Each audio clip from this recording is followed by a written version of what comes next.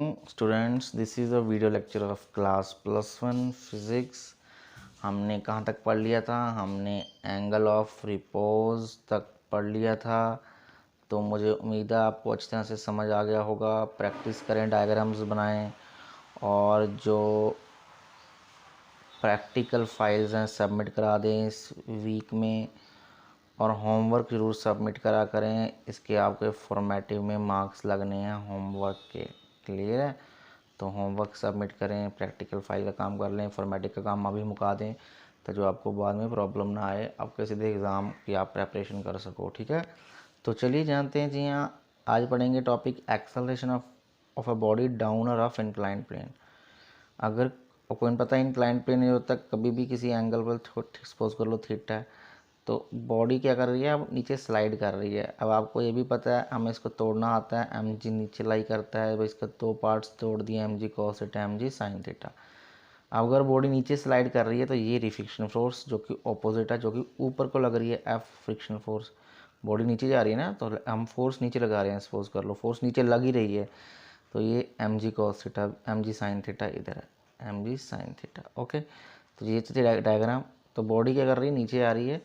When a plane is incline to horizontal at an angle theta पे, अगर वो angle repose से ज़्यादा है तो बॉडी स्लाइड करेगी। कहाँ पर? नीचे स्लाइड करेगी। किस एक्सेलरेशन से? ए एक्सेलरेशन से। तो हमें पता है, अगर एक फोर्स ऊपर लग रही है और एक फोर्स नीचे लग रही है, तो दोनों बैलेंस होती हैं, इक्वल एंड ऑपोजिट होती हैं, तो हम इक्वल लिख सकते हैं उसे। तो मतलब R is equal to M G cos theta. मतलब R जो है वो किसके इक्वल है? एम जी कॉस थीटा का। बिल्कुल ऑपोजिट लग रही है ना, देखो ध्यान से पिक्चर में, ध्यान से देखना। ठीक है, R ऊपर है, एम जी कॉस थीटा नीचे है, बिल्कुल बैलेंस है। यहाँ पर R equal to M G नहीं कहेंगे। अगर R ऐसे बॉडी पड़ी होती सीधी, R ऊपर होता है, एम जी नीचे होता, तो हम कहते हैं R is equal to M G. अब वो किसके इक्वल है? एम जी के कंपोनेंट, कॉस कंपोनेंट। अच्छा, अब ये जानना बहुत जरूरी है, नेट फोर्स निकालना फ्री बॉडी डायग्राम से। अब नेट फोर्स नीचे कितनी लग रही है? तीन फोर्सेस हैं। एक एफ नीचे है, नीचे को लग रही है एक एम जी साइन थीटा, ठीक है, और ऊपर को लग रही है एक फोर्स सिर्फ एफ। तो नेट कितनी होगी? बॉडी नीचे जा रही है, इसका मतलब ये फोर्स ज़्यादा है।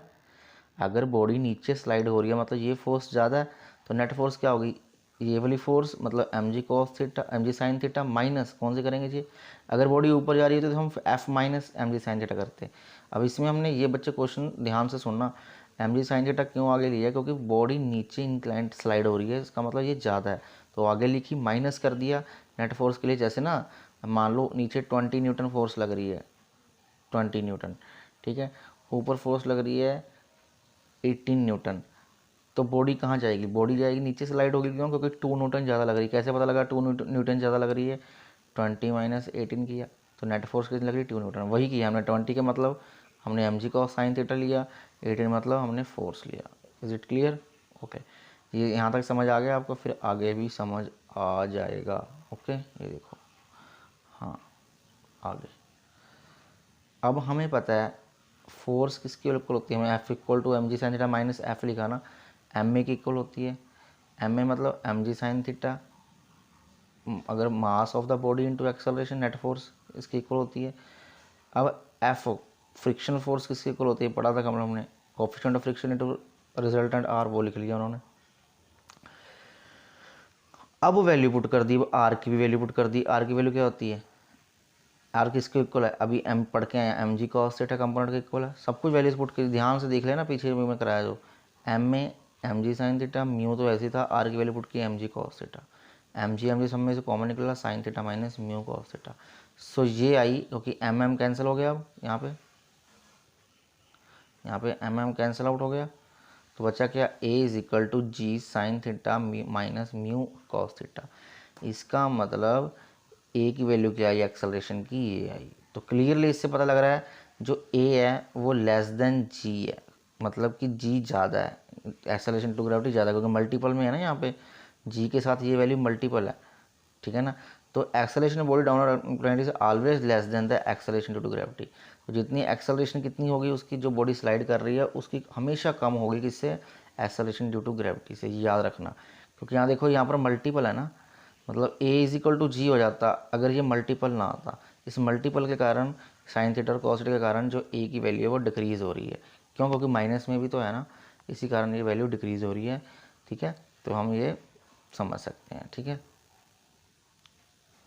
अब कह रहा है अगर when the plane is horizontal at an angle theta which is less than the angle of repose, the minimum force required to move the body, अगर कहता इंक्लाइन प्लेन जो है थोड़ा सा नीचे हो, लेस देन हो एंगल ऑफ रिपोज हो, तो ऊपर ले जाने के लिए फोर्स कितनी लगेगी? बस यहाँ पर प्लस आ जाएगा, क्योंकि ऊपर ले जाने के लिए अभी मैंने बताया ना मैक्सिमम फोर्स कितनी लगेगी, दिस प्लस दिस होगी, एक नीचे वाली फोर्स जो एम जी साइन थीटा और ऊपर वाली फोर्स क्या है हमारी फ्रिक्शन फोर्स, दोनों का सम लगेगा ना हमारे पास। ठीक है ना, तो आगे है body accelerated up to the plane with acceleration, अगर ऊपर एक्सेलरेट कर रही है तो उसमें एम ए फोर्स और जुड़ जाएगी। ठीक है, समझ आई कि नहीं आई?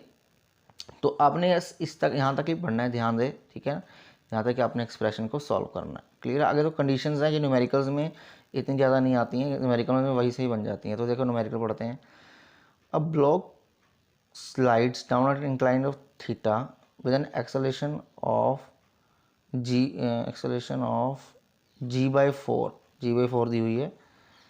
Find the coefficient of kinetic friction, कुछ नहीं है, कहता है एंगल दे रखा है, बॉडी इंक्लाइन कर रही है 30 एंगल पर, जो एक्सेलरेशन कितनी है उस बॉडी की g/4 है। g मतलब acceleration to gravity.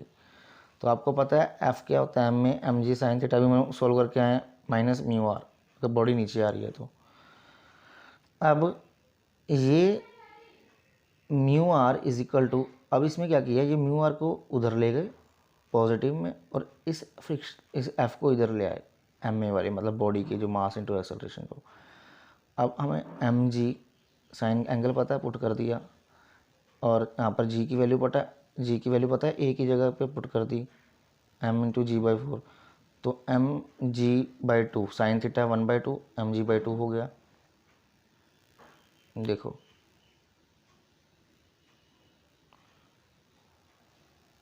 M G, ये देखो ना एम जी साइन 30 एम जी/2 हो जाएगा ना, mg/2, यहाँ पर g/4 मतलब mg/4 माइनस mg/4, तो क्या बचेगा mg/4 बचेगा। ठीक है, तो म्यू की वैल्यू निकालनी है, आर से डिवाइड कर दो, आर क्या होता है mg cos थीटा के इक्वल होता है। ठीक है, cos की वैल्यू cos 30 पुट करेंगे, mg कैंसिल हो जाएगा, cos 30 होता है √3/2, तो इसे सॉल्व करेंगे हमारे पास आंसर आ जाएगा। क्लियर है, ईजी है। तो ऐसे अपने न्यूमेरिकल को प्रैक्टिस करनी है। अब हम पढ़ेंगे work done in moving a body over a rough in horizontal surface, कितना वर्क डन लगता है अगर बॉडी हॉरिजॉन्टल सरफेस पे मूव कर रही है। तो हमें पता है यहाँ पर सीधा देखो तो बहुत इजी है, अगर यहाँ पे इनिशियली बॉडी पड़ी है, यहाँ पर आर एम जी इक्वल वही फ्री बॉडी डायग्राम बनाई, ये फ्रिक्शन फोर्स लग रही है इधर, इधर हम अपनी एक्सटर्नल फोर्स लगा रहे हैं। लेट कर लो उसने डिस्टेंस कवर कर लिया एस और यहाँ पर पहुँच गई। ठीक है, अब ये भी पता है हमें R equal to M G है। ठीक है, पी इक्वल टू एफ है क्योंकि अपोजिट फोर्सेज हैं। तो वर्क डन क्या होता है, फोर्स इनटू डिस्टेंस, वही होता है ना वर्क डन क्या होता है, फोर्स कितना डिस्टेंस मूव किया। क्लियर है फिजिक्स में, तो बस work done force into distance. तो फोर्स को पी किसके इक्वल है, फोर्स के, तो एफ पुट कर दिया एस। एफ किसके इक्वल होता है, फ्रिक्शन, म्यू इंटू आर के इक्वल होता है, पता ही है आपको, coefficient of friction into normal. Clear है, तो वर्क डन किसके इक्वल होगा, फिर यहाँ पर F into mu R put कर सकते हैं इंटू एस, और आर की वैल्यू क्या है, इसके इक्वल है एम जी, तो वर्क डन क्या हो गया म्यू एम जी एस। तो कितना भी हम उसे एलेबोरेट कर सकते हैं अगर हमें पिछले फार्मूलेज आते हैं, तो फार्मूलेज की लिस्ट भी बना लिया करें जब चैप्टर ख़त्म होता है, तो इससे क्या आपको याद रहेगा, क्योंकि फिजिक्स में फार्मूलाज बहुत हैं, तो वो आपको अगर याद रखोगे तो एक्सप्रेशन भी आपको याद रहेगा। ठीक है, तो ये ट्रिक होती है याद करने की। ठीक है, अब अगर बॉडी वर्क डन बताना है, अब बॉडी मूविंग, अब बॉडी अप पर इंक्लाइंड प्लेन, अगर बॉडी ऊपर जा रही है, अब इसमें तीन कंडीशंस हैं, तीन चीज़ें लग रही हैं, वेट जो बॉडी का वो डाउनवर्ड लग रहा है तो पता ही हमें, नॉर्मल एक्शन परपेंडिकुलर है ए बी के, जिस इंक्लाइंड प्लेन ए बी के, ओके ये भी पता है हमें, force of friction acting down, अगर बॉडी ऊपर जा रही है तो फोर्स ऑफ फ्रिक्शन उसके नीचे लगेगी, ये लग रही है छोटी सी दिख रही होगी आपको, हाँ एफ। क्लियर है, तो अब the weight can be resolved into two rectangular components, बिल्कुल ठीक है, तोड़ा हमने एम जी कॉस थीटा और एम जी साइन थीटा, ये आपको पहले भी कर चुके हैं, M G cos theta M G sine theta. तो नेट फोर्स कितनी लगेगी ये जानना जरूरी है। अब देखो इसमें पी क्या है, टोटल फोर्स कितनी होगी, ये पी किसके इक्वल होगी, जैसे M G sine theta plus F, ये दोनों प्लस हो रही है ना नीचे बॉडी, दोनों का सम है, एक साइड पे लग रही है दोनों forces, M G sine theta plus F किसके इक्वल है, इस अकेली पी की इक्वल है। देखो ना, जैसे पी ऊपर है, दो फोर्सेस नीचे लग रही हैं, एक एम जी साइन थीटा और एक नीचे फ्रिक्शन फोर्स, और दोनों का सम किसके इक्वल होगा, इस पी के इक्वल होगा, वही लिखा है। ठीक है, तो आगे बढ़ते हैं। तो वर्क डन क्या होता है, वही पी इंटू एस होता है, वही पी इंटू एस होता है। तो पी इंटू एस कर दिया, पी की वैल्यू अभी यहाँ से निकालेंगे, वैल्यू एस कर दिया, और W is equal to M G sine theta plus mu R, friction की वैल्यू पुट कर दी, इंटू एस कर दिया, W is equal to M G sine theta mu M G cos theta, R की value put कर दी M G cos theta. तो यहाँ से जो सॉल्व किया तो डब्ल्यू क्या आया, M G sine theta plus mus cos theta into S. अगर हमें कहता मास बताओ, बॉडी का एंगल बताओ, डिस्टेंस बताओ, एंगल ऑफ फ्रिक्शन बताओ, कोफिशिएंट ऑफ फ्रिक्शन बताओ, तो हम वर्क डन आराम से निकाल सकते हैं। ये चार क्वांटिटीज़ पता होनी चाहिए। ओके, तो न्यूमेरिकल कर लेते हैं इसका। The cricket ball is rolled with the velocity of 5.6 metre per second and comes to rest after travelling 8 metre. एक क्रिकेट बॉल है, घूमती हुई जाती है, रोलिंग करती हुई जाती है आइस पे, और उसकी वेलोसिटी इतनी है, और वो रेस्ट पे आ जाती है, कितना ट्रैवल करके, 8 metre. Coefficient of friction calculate करें। अब हमें पता है वो रोल कर रही है, तो फाइनल फ्रिक्शन रेस्ट पे आ गई, तो मतलब फाइनल वेलोसिटी 0 है। क्लियर है। और डिस्टेंस कितना कवर किया उसने, 8 metre. Acceleration due to gravity है। तो हम इसमें इक्वेशंस ऑफ मोशन लगाएंगे। कितना होता है equations of motion, V square minus U square 2s। यहाँ से वैल्यू पुट की, वी स्क्वायर 0 है, you square minus 2s, acceleration निकल गई इतनी। अगर बॉडी डिक्रीज रेस्ट में आ रही ना, तो मतलब सिंपल सी बात है, एक्सेलरेशन नहीं होगी ना, इसमें रिटार्डेशन होगी। है तो एक्सेलरेशन नहीं, बट वो रिटार्ड हो रही है, वेलोसिटी डिक्रीज हो रही है, तो भी करके इसमें माइनस साइन आया, अपने आप आ जाएगा माइनस, देख लो। तो एक्सेलरेशन इतनी आगे पूछा गया, कोफिशिएंट ऑफ फ्रिक्शन। तो कोफिशिएंट ऑफ फ्रिक्शन क्या होता है, mu is equal to A upon G. अब आप पूछोगे सर ये तो आप क्या बोल रहे हो, ये कैसे आ गया। तो सुनो, तो म्यू किसके इक्वल होता है, एफ अपॉन आर नहीं होता। तो एफ क्या है, मास इंटू एक्सेलरेशन, आर क्या है, M G, M M cancel, तो बचा ना ए अपॉन जी। तो यहाँ से वैल्यू पुट करके आंसर निकाल लेंगे। ठीक है बच्चों, ओके आगे बढ़ते हैं। Friction is a necessary evil, मतलब बहुत इंपॉर्टेंट है। फ्रिक्शन हमारी ज़रूरत भी है, और ये अगर नुकसानदेह भी है, मतलब ज़रूरत भी है, नेसेसरी भी है, इवल भी है, नुकसानदेह भी है। ठीक है, पहले बात कर लें इसकी advantages. Walking will be not possible, अगर फ्रिक्शन ना हो तो वॉकिंग हम तो तुर ही नहीं सकते, हवा में उड़ेंगे। ठीक है, स्लिप कर जाएंगे। ठीक है, दो बॉडीज़ जो हैं फ्रिक्शन के कारण ही चिपकती हैं। जैसे मैं चौक है, चौक को मैं चौक जो है ब्लैक बोर्ड पे चलाता हूँ, अगर वो ब्लैक बोर्ड पे चौक के पार्टिकल्स ना फ्रिक्शन करें, यहाँ चिपकें, तो मैं कभी नहीं लिख पाऊँगा ब्लैक बोर्ड पे, और आप कभी नहीं उसे पढ़ पाओगे। ठीक है, नट एंड बोल्ट जो होते हैं वो आपस में कस जाते हैं, नट के ऊपर बोल्ट चढ़ाते हैं, वो आपस में कस जाते हैं, किसके कारण, फ्रिक्शन के कारण। वो देखो आगे ना, writing on a black board not be possible without friction. ठीक है, मोशन अगर हम ट्रांसफ़र करते हैं, बेल्ट लगाते हैं उसके ऊपर, पुलिस के ऊपर बेल्ट लगाते हैं, जैसे आपने गन्ने की रेडी देखी होगी, वो उस पर बेल्ट लगी होती है ना, तो अगर वो फ्रिक्शन ही ना होगी तो बेल्ट तो घूम ही जाएगी, चक्का कहाँ घूमेगा, तो आप बेचारे जूस पीने से रह जाएंगे। ठीक है, तो adhesive will be lose their properties, जो एडहेसिव हैं, जैसे गूंद हो गई, गूंद काम ही नहीं करेगी, हम जितना मर्जी चिपकाई जाएंगे, तो इसी कारण वो फ्रिक्शन के कारण काम करती है। और क्लींजिंग मुश्किल हो जाएगी फ्रिक्शन के कारण, तो हम इतने अच्छे अपने जो बर्तन हैं काले हो जाते हैं उसे साफ़ कर लेते हैं तो सैंड पेपर से, अगर फ्रिक्शन नहीं होगा तो ज़रा काले का काला रह जाएगा, फिर मुश्किल हो जाएगी। ठीक है, friction between road and tyres, friction tyre देखो, टायर में छोटे छोटे ऊपर ऐसे स्पॉक्स बने होते, स्पॉक्स क्या होती, थ्रेडिंग की होती है, ऐसे उसे थ्रेडिंग कहते हैं। आप जो नए टायर खरीद के लाते हो ना, आप साइकिल खरीदोगे, स्कूटर खरीदोगे या हवाई जहाज खरीदोगे, तो आप देखोगे नए जो टायर होते हैं उसके ऊपर थ्रेडिंग की होती है, ऐसे वो इसी के की होती है फ्रिक्शन को इंक्रीज़ करने के लिए। और आपने वो भी देखा होगा जो फुटबॉल्स या वॉलीबॉल्स होती हैं उनके ऊपर छोटे छोटे ऐसे ऐसे ऐसे ऐसे थ्रेडिंग होती है, तो वो क्या होती है, वो फ्रिक्शन को भी ग्रिप बनी रहे फ्रिक्शन के कारण होती है। मैच स्टिक फ्रिक्शन करते हैं तभी हीट प्रोड्यूस होती है। ओके, फ्रिक्शन इवल, ठीक है, बहुत सारे इसके एडवांटेजेस हैं, हम इसके बिना नहीं रह सकते, बट इसकी डिसएडवांटेजेस भी हैं। और इसमें थोड़ी सी एक्स्ट्रा एनर्जी है, वो जब हम इसमें फ्रिक्शन करते हैं, फ्रिक्शन होती है ना, तो कुछ एक्स्ट्रा एनर्जी है, वो एनर्जी की फॉर्म में वेस्ट हो जाती है। ठीक है ना, इससे हमें आउटपुट प्रॉपर 100% नहीं मिल पाती, क्योंकि फ्रिक्शन के कारण एनर्जी लॉस हो जाती है। इससे वियर एंड टेयर होता है, बार बार मशीन के टूल को हम बार बार कोई चीज़ बना रहे हैं, सपोज कर लो मैंने यहाँ पर ड्रिलिंग करनी है इस मशीन के टूल के साथ, ड्रिलिंग करता रहूँगा, एक दो करूँगा, 2 दिन करूँगा, फिर वो टूल भी उसके साथ कॉन्टैक्ट में आने से वियर एंड टियर हो जाएगा, ठीक है ना, टूट भी सकता है, वियर एंड टियर भी हो सकती है, ठीक है ना। हीट बनती है इससे, अब पता है आप अपने हाथ रगड़ो तभी हीट आपको मिलेगी, और हीट कहाँ जाती है, लॉस जाती है, ठीक है, और हीट मशीनरी के पार्ट्स को डैमेज भी कर सकती है। तो इस कारण फ्रिक्शन है तो अच्छी है बेचारी, बट थोड़ी सी नुकसानदेह भी है। क्लियर है, ठीक है बच्चों।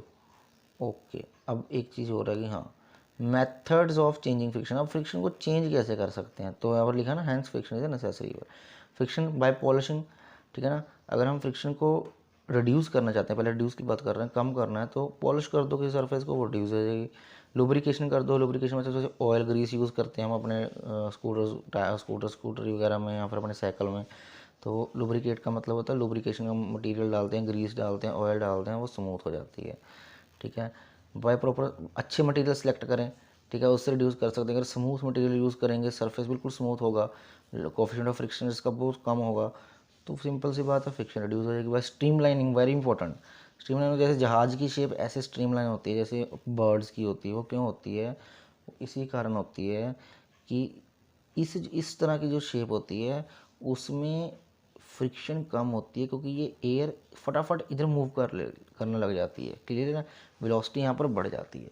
तो इसी कारण स्ट्रीमलाइन से जैसे एरोप्लेन की शेप होगी, वो सेम ऐसी शेप्स होती हैं, स्ट्रीमलाइनिंग किसी शेप को कर देंगे तो वो क्या हो जाएंगी, फ्रिक्शन रिड्यूस हो जाएगी। बॉल बेरिंग्स ये होते हैं, बॉल बेरिंग्स ये होते हैं, बॉल बेरिंग्स ये देखो, जिसे आप बॉल बेरिंग्स आपको पता है छोटी छोटी बॉल्स होती हैं, ठीक है, एल्युमिनियम की हो सकती हैं ये, तो वो ऐसे किसी राउंड से व्हील में अंदर होती हैं, तो ये घूमती हैं, इससे रोलिंग फ्रिक्शन होती है। और आपको पता है rolling friction is very less होती है, टू कोएक्सियल सिलेंडर्स में जो बनी होती है, एक की रोटेशन इधर एंटी क्लॉकवाइज है तो दूसरे की क्या होगी, anti clockwise. So this is a ball bearings, ठीक है। तो वही बताया गया है फ्रिक्शन को हम कैसे डिक्रीज़ कर सकते हैं, तो ये भी बताया गया है क्या इसके यूजेज हैं, और इंक्रीज़ कैसे कर सकते हैं। Very important question, rainy day we throw some sand on slippery ground. कहीं बाहर के जो देश होते हैं, जो आउटर कंट्रीज़, वहाँ पर कहीं जहाँ पर स्नो ज़्यादा होती है, वहाँ पर ना सड़क पे सो ज़्यादा स्नो आ जाती है, तो वहाँ पे स्नो होने से या वो ज़्यादा रेनी होने से, यानी कि रेन होने से, तो हम क्या करते हैं, रेन होने के कारण स्लिपरी स्लिपरी ग्राउंड हो जाता है, तो वहाँ पर हम सैंड को फेंकते हैं। सैंड मतलब मिट्टी होगी, कोई भी होगी ऐसी, जिससे क्या हो सके, फ्रिक्शन इंक्रीज़ हो सके, तो हम फ्रिक्शन इंक्रीज़ कर सकते हैं।